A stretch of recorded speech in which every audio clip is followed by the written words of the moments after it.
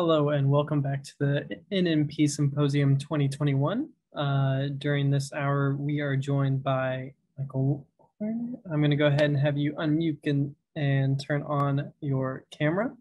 Michael is a longtime collector and was the past president of the Pacific Coast Numismatic Society. He's written many articles in both the Numismatist and the National Token Collectors Society. Today, he's going to be speaking on tokens and metals of the Wild West. And so without further ado, I'm going to pass this on to Michael. Well, thank you for joining me today. I'm going to read my preamble here. The American settlement of what is now the Western United States has long been romanticized in books, films, and television. Some of the famous stories that we associate with this period are based on fact, while others are purely fictional. Cowboys, Native Americans, soldiers, gold miners, gamblers, and gunfighters. These are just some of the characters associated with tales of the Wild West. Tokens and metals can also tell a story. The trick is in finding them out. In this talk, we'll explore some of these stories and discuss the usage and varieties of tokens and metals in the Western United States from about the middle of the 19th century to the beginning of the 20th century. In a few cases, we can actually connect some numismatic items directly to notorious individuals connected with some of the most memorable events of the Wild West. So I should start by asking this question: why is there an American West? Well, in large part, it's because of a long forgotten war, the Mexican-American War of 1846 to 1848. This was provoked by the 1845 annexation of Texas by the United States and when it was made into a state. You may recall that Texas had fought its own war of independence from Mexico several years earlier. Part of this was motivated by a concept known as manifest destiny, which was that the United States would eventually occupy all of North America, which was a popular view of some of the political parties of the time, of the mid-19th century. The westward expansion into this territory was also motivated by pro-slavery interests. And interestingly enough, this war was supported by the Democrats and opposed by the Whigs, who eventually morphed into the Republican Party of today. And this war, of course, was one of many factors leading to the American Civil War several years later. Now, in Mexico, this war is known, and I won't say the Spanish words because I can't pronounce them, but translates as the first U.S. intervention in Mexico. And that's sort of an interesting perspective on how the names of events are selected by one's point of view. So let's review a little bit about this Mexican-American War. There were two U.S. generals involved. Major General Zachary Taylor captured California, New Mexico, and much of what is northern Mexico today. And then later, Major General Winfield Scott captured Mexico City and much of the rest of the country. This forced Mexico to agree to U.S. terms of surrender and resulted in the Treaty of Guadalupe Hidalgo. As part of this, the United States got Texas, California, Nevada, Utah, parts of Colorado, Arizona, New Mexico, Oklahoma, and New Mexico. About 55% of what was the land area of what had been Mexico. Mexico got about $18 million plus $3 million in forgiven debt, which was about half the original offer the U.S. made prior to the war to settle on Texas. And then part of this treaty also specified the Mexican land grants in this territory would be recognized by the United States. And some of that was true and some of it wasn't, especially in California. And my question is, did you study this in school? I certainly didn't. But you can be assured that almost every, if not every, Mexican school child learns this in their history classes. Recently, I actually found this on the internet in the National Archives. This is the actual copy of the Treaty of Guadalupe Hidalgo in the National Archives that the United States has. I'm not actually sure what this device is, whether it's metal or perhaps wax, perhaps a seal. Let's talk about the generals. There were two separate U.S. armies, as I mentioned. Major General Zachary Taylor, he invaded northeast Mexico from Texas. Actually, he was very much opposed to having the war and advised his Mexican counterparts to not provoke the United States. They provoked it by invading Texas. But he captured most of northeast Mexico. And then he was held at a place called Buena Vista by President Polk because Taylor's victories had stoked his presidential ambitions. And so, as a political move, if nothing else, Polk held him, and he sent Winfield Scott to Veracruz and invaded from there, and then he proceeded to march all the way to Mexico City with quite a number of battles. He also ran for president, but he lost, where of course Zachary Taylor won and succeeded Polk. Now the Mexican army had many defeats, obviously, as they lost this war, and there was much political turmoil, and this was used by General Santa Anna to reestablish his command multiple times and become president multiple times of Mexico. Well, there are some numismatic items associated with this, and I should say that many of the items that I'm going to show today are not in my collection. This one certainly is not. This was Major General Zachary Taylor's gold medal that was issued to him.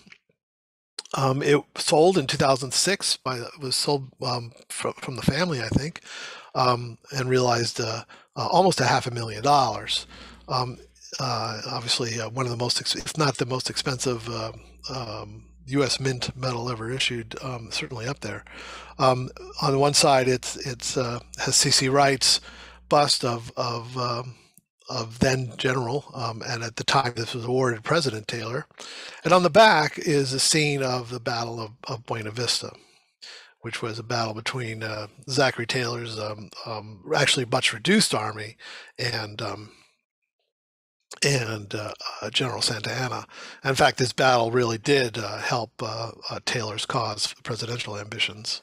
Of course, the medal also exists in copper, or bronze rather, and this is quite a bit more affordable, obviously, and it's a pretty spectacular medal nonetheless. Winfield Scott was also awarded a medal. His gold medal is in the Smithsonian, and it is of the same size and fabric. Both are, at that time, were the largest medals ever minted by the Mint, later surpassed by Ulysses Grant's Civil War medal, which is slightly larger.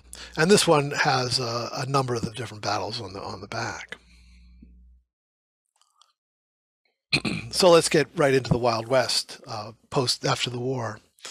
The settlement, as I mentioned, of the American West was motivated by many factors, one of which was manifest destiny, but a lot was just opportunity. There was a chance to make your life better because you could leave the crowded East and go out to the vast expanses of the West and get a farm or a mine or whatnot. Some of it was greed. That's often a factor in these kinds of things. And as is pretty well known, violence and corruption were endemic and widespread throughout the place, but especially at certain times and places. And part of this was the Indian Wars. The Native Americans who lived there weren't all that happy that all these people were coming and taking all their land. And the United States Army, after the Civil War, spent a great deal of time in these wars, and many lives were lost. There were, of course, mining disputes, cattle rustling, robberies, bank robberies, and stagecoach robberies, and that kind of thing, all of which are part of the lore. I want to start with post-traders, and this is a period about 1860s to 1880s, maybe a little later. These are the earliest Western U.S. tokens are associated with post-traders, except in San Francisco, which of course was settled in 1849, the early 1850s, and there are tokens of that period from San Francisco. But outside of that, these post-traders are the earliest. And the sutlers were, like as in the Civil War, which many people would be familiar with Civil War tokens who were listening. The sutlers were granted a franchise by the U.S. government. They followed the army around. During the Indian Wars, they would follow them around the Great Plains, and they would serve as a sort of a market for the soldiers. And the tokens could provide a small change substitute. They also could be used as credit. And between paychecks and things. And later, as the post settled down, some of the post traders traded with the Native Americans. Here's some examples of post traders, of early post traders. In fact, some of these are in the Dakotas, and they say DT on it, Dakota Territory. This one is Fort Sanders. This one's actually a shell card, and they'll say later shell cards are very rare in the Western United States. This other one is Fort Thompson, again, DT, Dakota Territory. This one from Durkee and Peck doesn't say where it's from. They traveled around. Here's some examples of post traders that did deal with the Native Americans. This one says Dunlap and Floor Osage traders. The Osage, of course, was an Indian tribe, good for $1. And this one is a spectacular condition, probably the condition census example of this particular Durfee and Peck token with this a Native American warrior on his horse. Now, a couple of slides back, I showed this fort. This is Fort Bridger in Wyoming, which was part of Wyoming Territory and is now a state park and has been reconstructed. And this token here from W.A. Carter is indeed from Fort Bridger. Carter was an interesting character. He was Wyoming's first millionaire. He was very successful for many years trading with the Native Americans out of Fort Bridger. And then this one, Benson, also a post trader, was Benson, I think Carter had some relationship. You'll notice that these are actually quite primitive tokens compared to the fancier Durfee and Peck one, for instance, which actually has a fair amount of artistry to it. As I mentioned, territorial tokens are all good ones. Most of them are pretty scarce. There are a few common ones from different territories. This one, IT, it stands for Indian Territory, which became Oklahoma. Later ones will say OT before it became a state for Oklahoma Territory. This one, the Palace Saloon, was Arizona Territory, AT.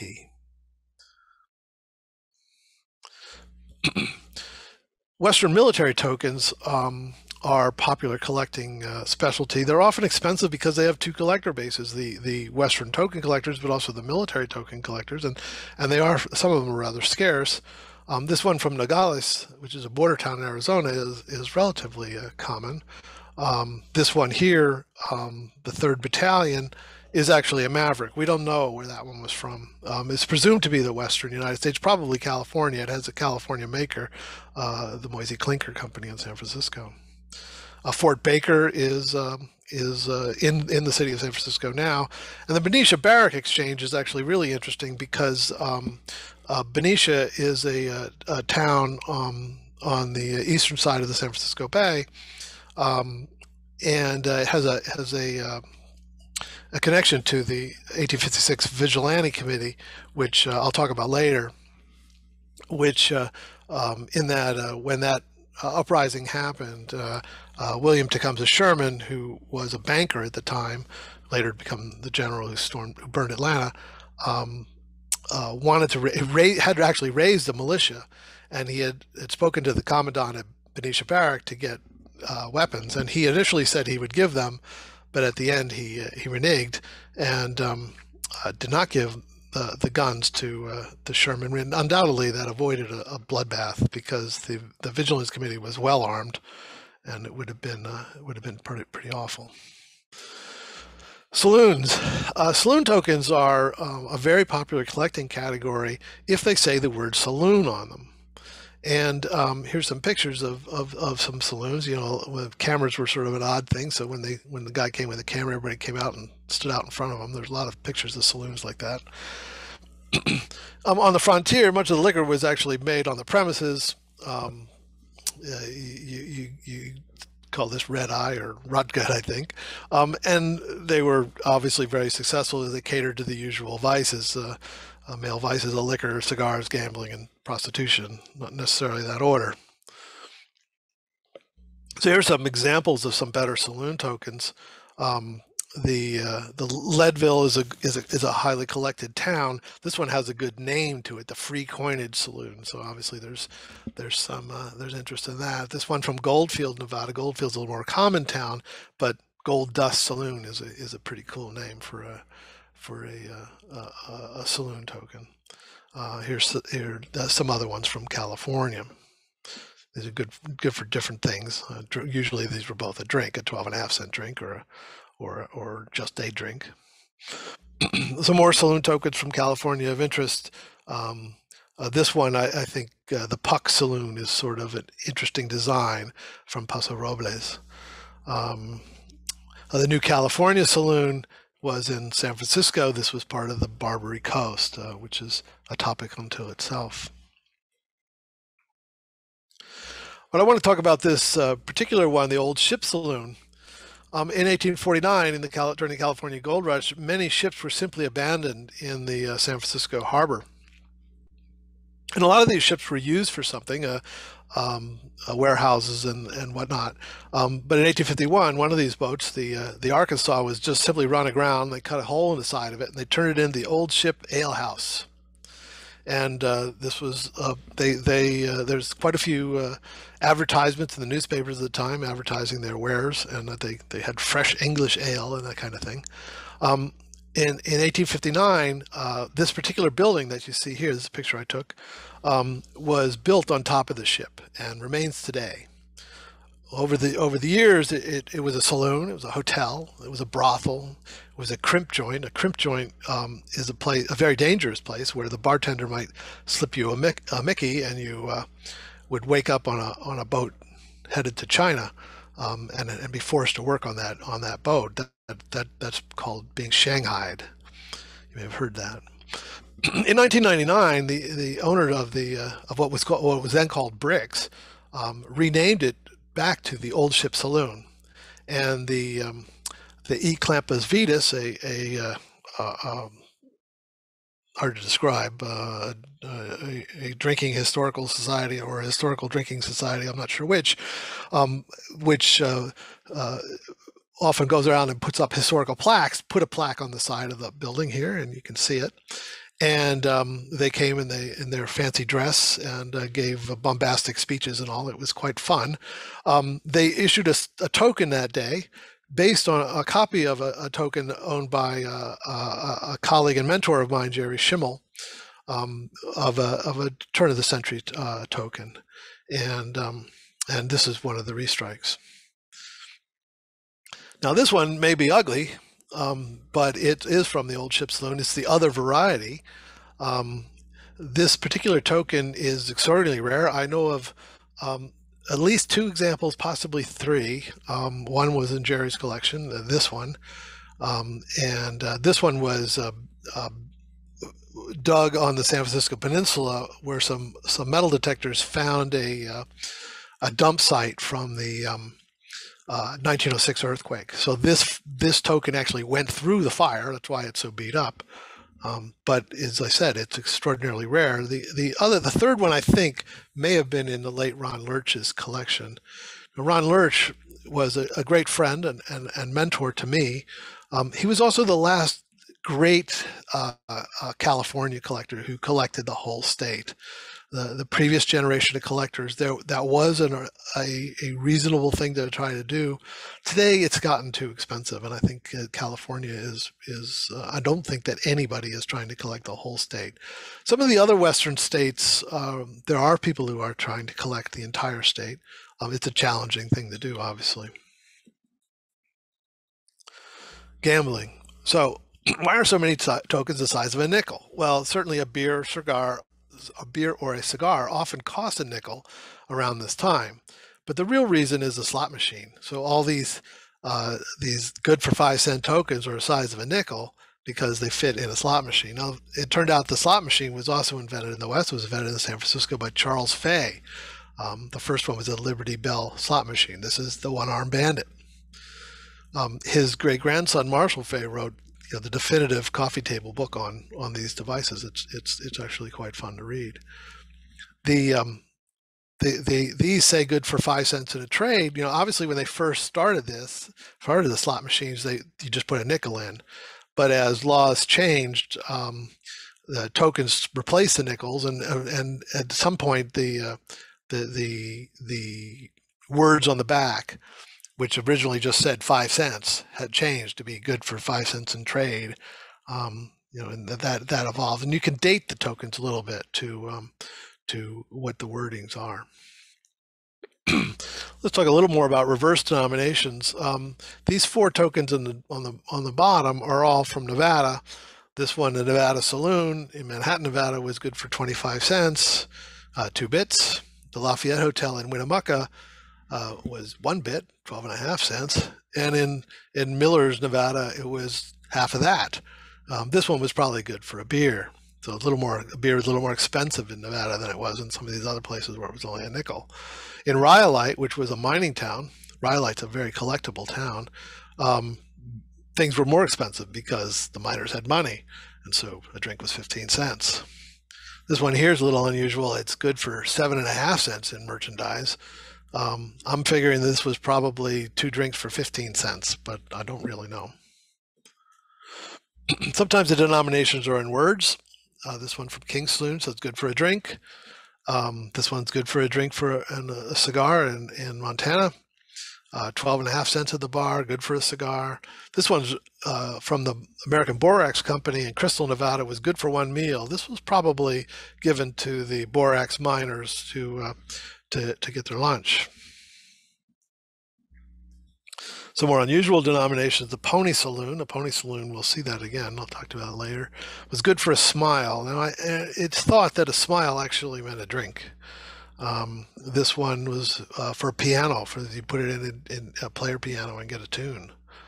And this one here, my friend Federico Castillo, also in the Pacific Coast Numismatic Society, collects bilingual tokens, American bilingual tokens. This one is Bueno por un real.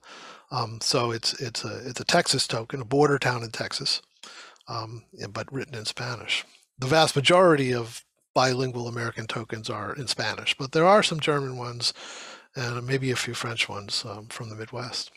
And then this last one is really unusual. It's from Alaska, the Yukon Saloon.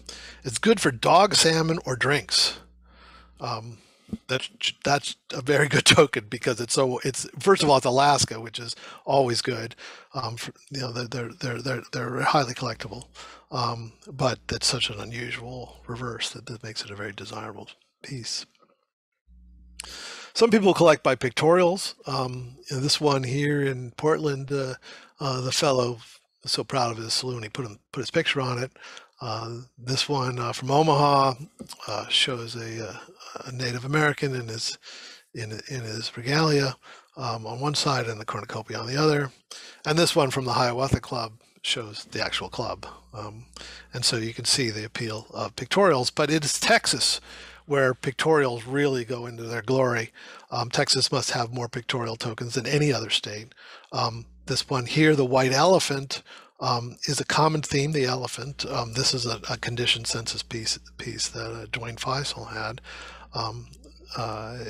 Beautiful elephant token. Some of my friends, my Facebook friends, are very serious about elephant tokens and have whole menageries of them.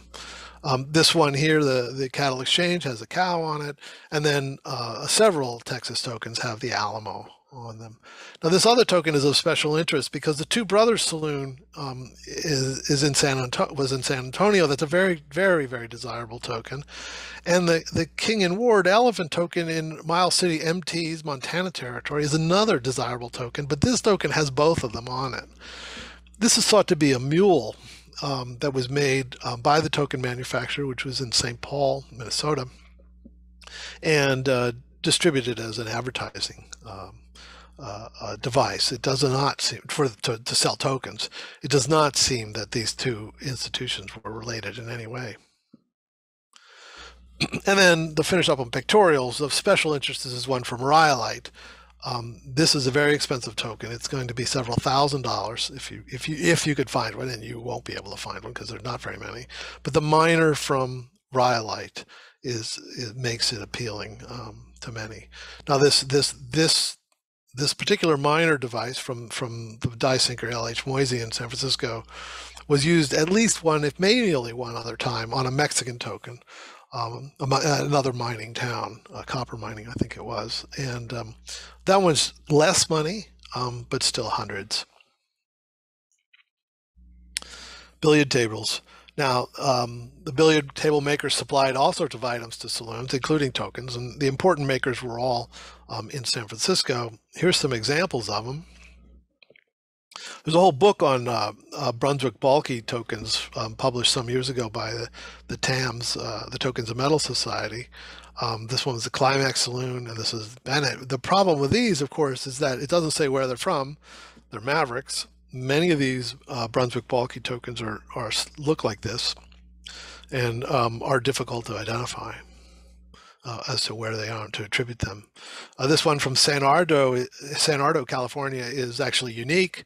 It's the only one's known. The Jacob Straley Billiard Company reverse is more rare than Balky, Brunswick Balky, but still somewhat more common than, say, Youngblood or the Saint Germain, which I didn't even have a picture. This one, Oceanside, is from San Diego.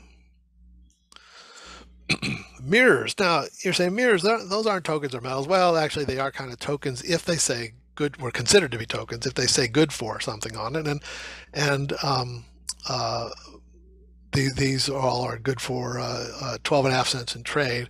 It's not really clear whether or not these really were used such as tokens and more as advertising devices, but people do collect them along with their tokens. Because they're not metal, their preservation rate is relatively low. You can't go out and dig these out of the ground very easily, where a lot of tokens are. The most desirable pieces depict a young lady or a little girl, and some of these models are actually known who they are. My friend Herb Miles wrote about one of them. And finally, shell cards. Western ones are very rare. This one, in fact, isn't even in Bauer's recent book. The reverse is, but it's not paired with the silver dollar obverse. They're tough to find. So I promised some stories, so let's tell some. So the first would be Judge Roy Bean out of Langtree, Texas. And he considered himself the law west of the Pecos. And this was true frontier justice. His saloon was called the Jersey Lily. Jersey Lily was an actress that he was enamored of, and he his justice was always financial. There was no jail. I don't think they had a jail. All cases were settled by fines, and usually the amount that the defendant happened to have, and it was paid to the judge, of course. Now he's been fictionalized in the media a bit. Walter Brennan won an Academy Award for Best Supporting Actor in 1940 in the movie The Westerner, and then he was the title character in a film starring Paul Newman. And the movie poster for that, the Life and Times of Judge Roy Bean, says, "If this story ain't true, it should have been," which I guess gives you a lot of, it tells you a lot about how some of the Wild West actually, the lore of the Wild West, how true it really is. And Roy Bean actually appeared in many TV Western episodes. Jerry Adams has done quite a bit of research on this, being a Texas, one of the most advanced Texas collectors, and traced at least 3 pieces to Roy Bean. Beanville was in part of San Antonio, so not too far. And then Roy Bean's nephew issued an encased cent. This is a chamber pot. These are chamber pot encased cents are always desirable, and then it's an Indian head encased cent, which is also desirable, and then it has this connection to Roy Bean, and it's in high grade. So this was a particularly good token that I never actually saw this. I've forgotten where I got this picture from. I think maybe Fred um, Hollibird. And then this other one, the same saloon, where Bean puts his partner, the Majestic, and then has a humorous. It's good for a drink or good for one more screw in your coffin. There is a picture of this actual token on the tokencatalog.com if you're interested in these things that Billy Kaiser has, but it was in pretty poor condition, so I decided to use the drawing instead.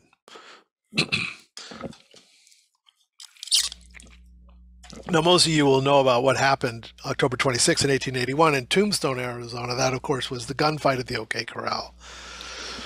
This is when the Earp brothers and their friend Doc Holliday fought the Cowboys, the McClory brothers, the Clanton brothers, and Billy Claiborne. Now, this event was pretty famous, even right afterwards. But this legend was really fanned by a movie in 1957 with that title by starring Burt Lancaster and Kirk Douglas, and the story was retold again in 1993 with much better mustaches. Wyatt Earp's got quite the mustache, and the actors in the 1993 movie replicated that. Some facts about this gunfight: it was not actually fought at the OK Corral. It was at a vacant lot down the street, but the gunfight at the vacant lot down the street doesn't have the same ring to it as gunfight at the OK Corral.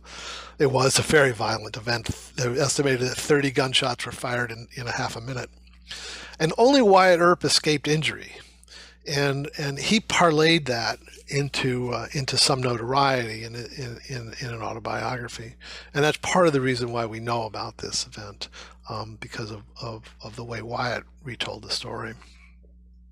But it was his brother Virgil Earp, who was the marshal, who was probably the most fearsome, having been in other gunfights because he was the marshal, and was also a Civil War veteran. Now, tokens from Tombstone are particularly desirable because of the gunfight.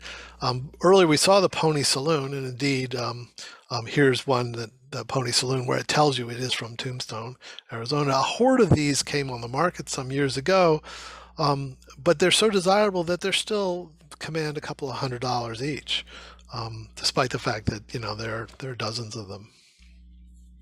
Here's another one, the Pony Billiard Room from Tombstone, Arizona. Different owner, whether it was connected to the Pony Saloon, I don't know. And then some other tokens from Tombstone. And like I said, they're popular, and but there are quite a number of different tokens from this town. But the highlight of the OK Corral story are the tokens that Virgil Earp issued himself. Now, this was research done by Fred Hollibird. It says the tokens say V.W. Earp Sawtell. Sawtell is in California near Santa Monica, and his saloon was just over 1.5 miles from the Veterans Home, the Civil War Veterans Home. The dates were 1902 to 4, and this token here, the aluminum token, there are about 5 or 6 of these. I had spoken to someone who found one in a thrift shop in a small town in Nevada. But the other token is unique, and it's kind of an unusual one because it's a transportation token, good for a ride. And Fred thinks that the fact that the saloon was exactly just over 1.5 miles from the Veterans Home was not a coincidence, because there was a law that said you couldn't have a saloon closer than 1.5 miles to a Veterans Home, so that the old soldiers didn't get too drunk. And so it appears that old Virgil offered a ride to the saloon from the Veterans Home, and so he'd give him a token to perhaps a token to get back. I don't know, but it's obviously a desirable token, and the octagonal one is unique. The round aluminum one is probably about 5 or 6 are known. And finally, I'd like to finish with what I consider the king of Western U.S. exonumia, and this involves San Francisco. In 1856, San Francisco had become a very dangerous place. Murders were frequent. In 1855, there were over 500 murders in the city of San Francisco. And the local government was completely corrupted. So much so that on May 14th, one of the members of the Board of Supervisors, James Casey, shot James King of William. King was at this time a popular, if somewhat scandalous, newspaperman. He's noted. He's of importance to numismatics in a couple of ways. One of which is he was the one who wrote the expose that the California private gold issues were underweight. Now, some of them were and some of them weren't, but it became a panic, and people turned them in, actually at a great loss, to people who then turned them in to have them made into octagonal slugs, and that's why some of those early California gold pieces are so rare, because King wrote his expose. Now, King had at this time reported that Casey had spent some time in the Sing Sing prison. Well, this was actually true, but Casey took exception to this, and so shot him. Well, King died a few days later, and the public was outraged. And they reformed the Vigilance Committee. The original Vigilance Committee had been formed in 1851, a similar lawless period, and had chased out a lot of bad people, some of whom had come from Australia, who had been criminals sent to Australia, who ended up in San Francisco. But so the second committee, Vigilance, was actually a much bigger and somewhat more important event. It literally was mob rule. They stormed the jail, and they promptly held a trial for Casey, and in fact there was another murderer in custody at the time named Cora, and they tried him as well, and they hanged him. And they threatened everybody else, and they published this notice that, warning, notice is given that any person found pilfering, stealing, robbing, or committing any act of lawless violence will be summarily hanged. That's pretty much to the point. So James King, when he first came to the San Francisco, actually was a banker. And he issued his own bills of exchange. Here's one. Everyone I've ever seen is unsigned. His signature is worth a lot of money by itself, so a signed one would be a very desirable item. Why is he James King of William? Well, apparently his father's name was William, and there were a bunch of James Kings in San Francisco at the time, so he adopted that. He seemed like a strange person, actually, as the more I read about him. In the Bank of California collection, which had been on exhibit prior to the pandemic, is this little gold ingot that says James King of William and Company on it. There's some question about its authenticity. Apparently there is only one. This is a letterhead, or a letter sheet they call these, and this was a popular thing of the time, where it had a scene of some event or some kind of thing on one side, and you'd write a letter on the other side and then mail it. This one shows a drawing of the hanging, the execution of Casey and Cora on May 22nd, and you can see it was quite the event. There were many people witnessing it. So from May to August, the Second Vigilance Committee illegally ruled by martial law, and they knew they were illegal, and so the committee members were to be known by numbers rather than name.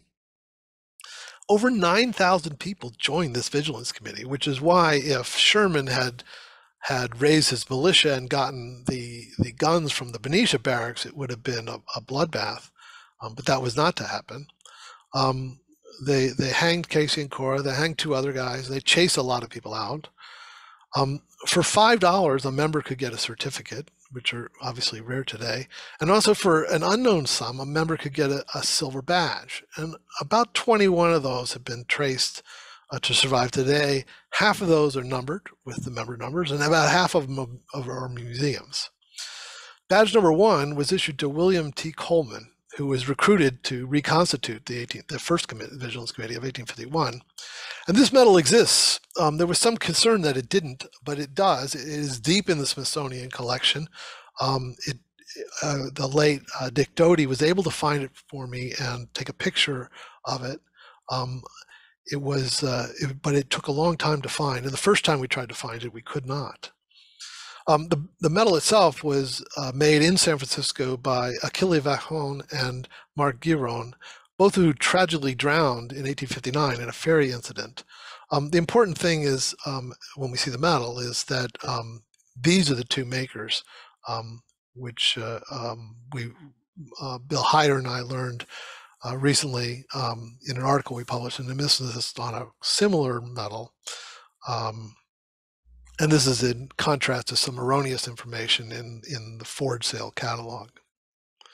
Here's a picture of one of those certificates. This one is of a famous person, actually, Charles Knoll, who was a famous Western artist. I spoke about Charles Knoll and his brother Arthur in the first Newman Numismatic Portal Symposium and the California Agricultural Society medals. But he apparently was also a member of the Vigilance Committee. And here's Coleman's signature right here, actually. But here it is. This is the Vigilance Committee medal. On the one side, it has justice, and it says, "Be just and fear not," and then something in Latin. And on the other side is the all-seeing eye. You know, we're looking at you, is what this is to be interpreted as. And it says organized in 1851 and reorganized in 1856. So they're the same folks. Now, Justice is interesting in that she is not blindfolded.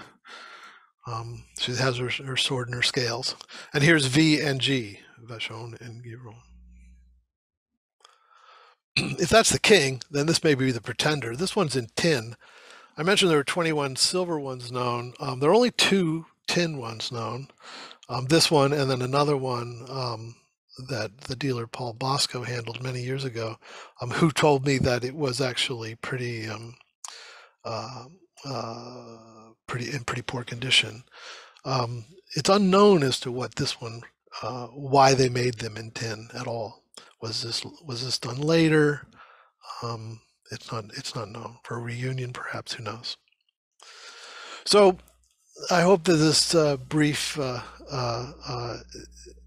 dive into the tokens and medals has shown you that the Western Exonumia is diverse and often challenging collecting area, but it's the stories, of course, that make these things interesting.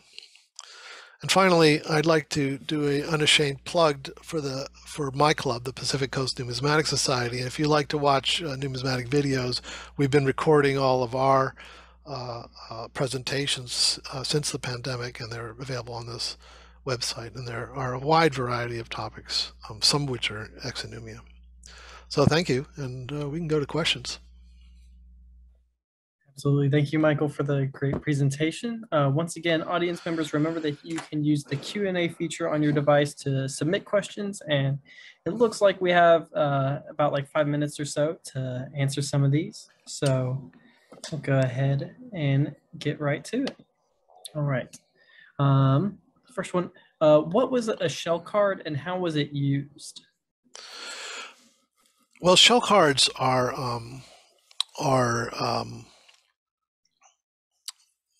generally made of 2 pieces of thin brass that have been put together. And so often they're hollow, or they may have a piece of cardboard in them. Some of them only have one side with the thin brass, and the other side will be cardboard. And it's a good question about how they were used. I think the ones that I showed, well, the one from Dakota Territory was a token. It was actually good for something. The one from San Francisco was advertising a tonic, and so it was more like a business card kind of a thing. There's a recent book published by the Tokens and Medals Society and written by David Bowers and edited by Bill Hyder that is about an inch and a half thick um, that lists and photographs and describes um, most of the shell cards known in the United States. Absolutely. Following that, do you have any recommendations on where to find information on the 1850 California admission medals?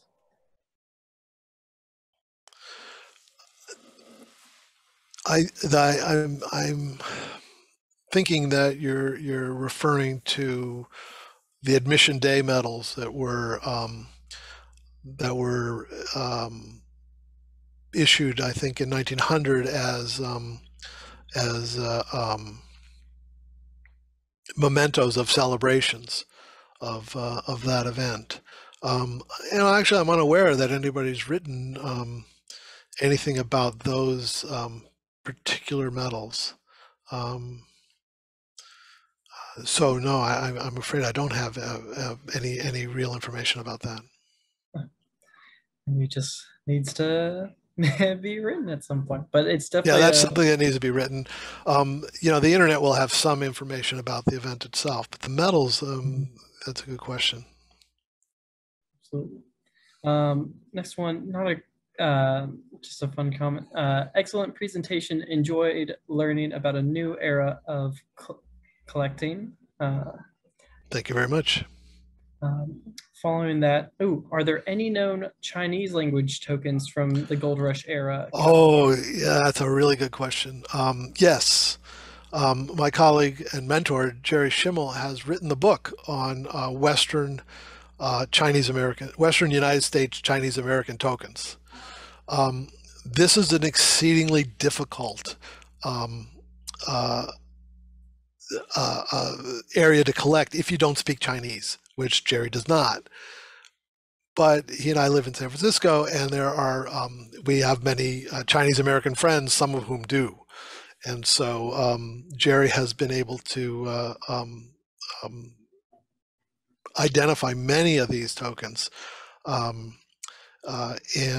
throughout the Western United States. A lot of them are in San Francisco and Stockton, but also in Seattle and Oregon, and anywhere the Chinese Americans had settled in significant numbers. And so I probably should have had some examples of that. One of the most interesting ones are ones that have on English on one side the Nam Fong Club, and they come in different shapes. These were used for gambling. The different shapes were different denominations because the gamblers were probably illiterate. The reason that's an interesting token is that it's misattributed frequently to be a French Indochina colony, and that's because it's in a book, but it's wrong. And so there's the slabbing companies will put French Indochina on it, but it's not. It's a San Francisco token, and it was down on Broadway Street around the turn of the century.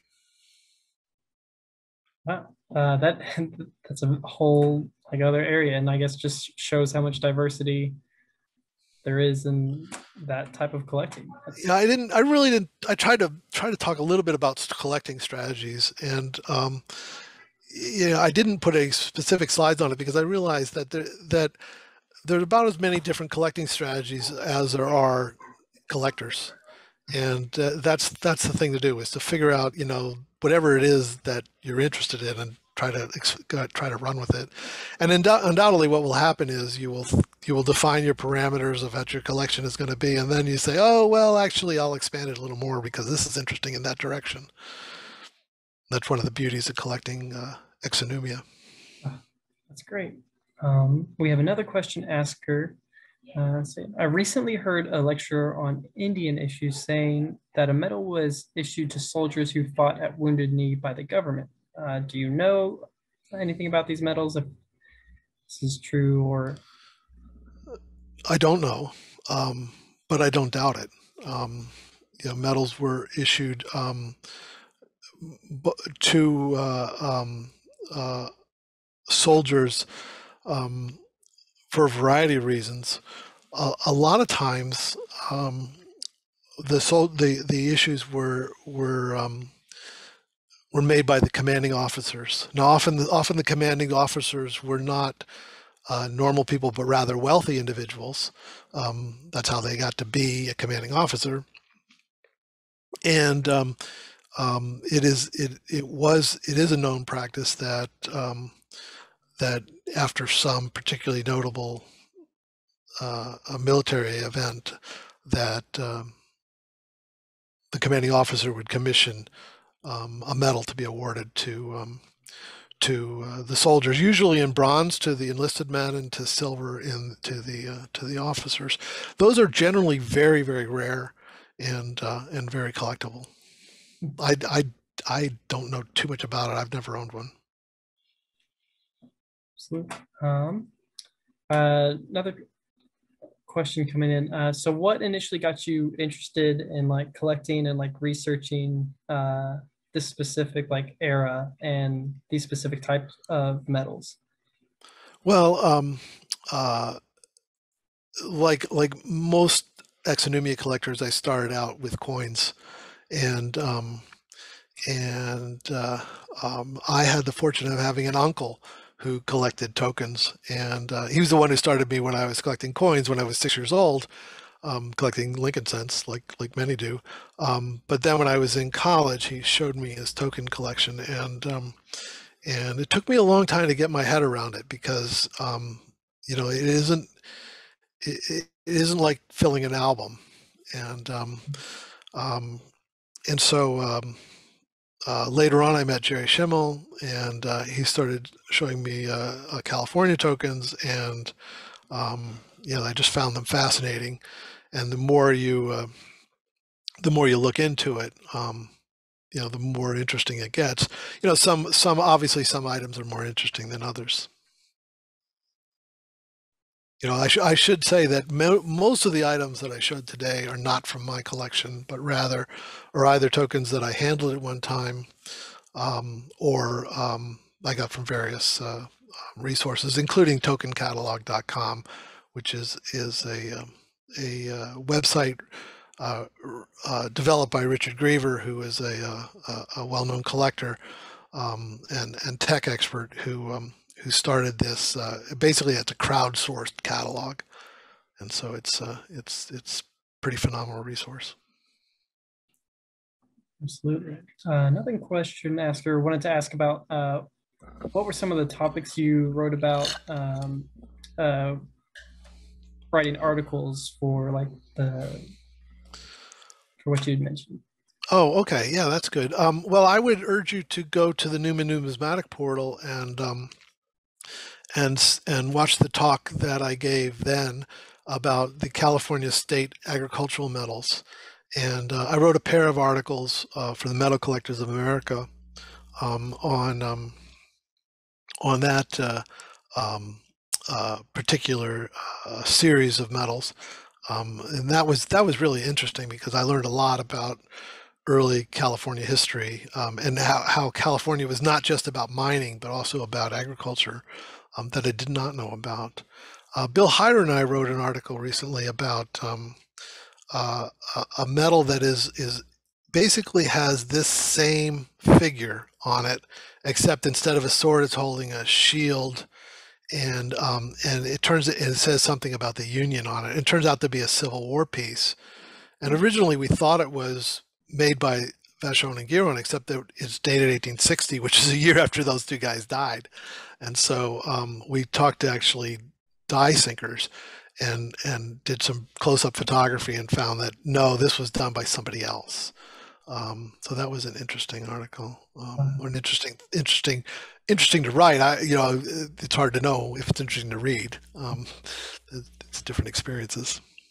No, that sounds like a really interesting find. Now, it looks like it's about the time we have before moving towards the next presentation. Michael, do you have any parting words you'd want to say to the audience?